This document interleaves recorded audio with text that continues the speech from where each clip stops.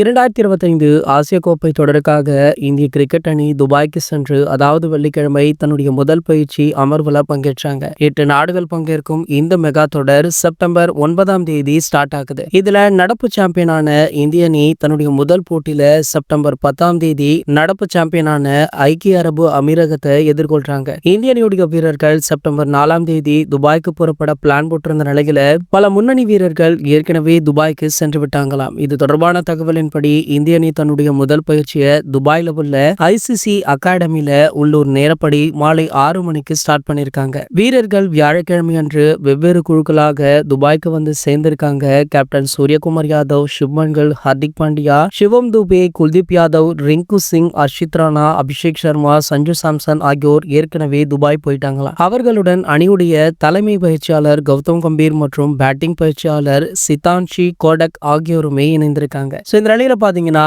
முதல் போட்டி மிகவும் விறுவிறுப்பாக இருக்கும் அப்படின்னு எதிர்பார்க்கப்படுது. இந்தியா UAE உடைய முதல் போட்டி செப்டம்பர் 10ஆம் தேதி நடைபெற உள்ளது. இதற்கான 11 அணி தற்போது வெளியாகி பலருக்குமே அதிர்ச்சியை கொடுத்திருக்கு. அதாவது 11 அணியை பாத்தீங்கன்னா சூரியகுமார் யாதவ், சுப்மன் கில், அபிஷேக் சர்மா, திலக் வர்மா, ஹர்திக் பாண்டியா, சிவம் துபே, அக்சர் பட்டேல், ஜிதேஷ் சர்மா, பும்ரா, அர்ஷதீப் சிங், வருண் சக்கரவர்த்தி.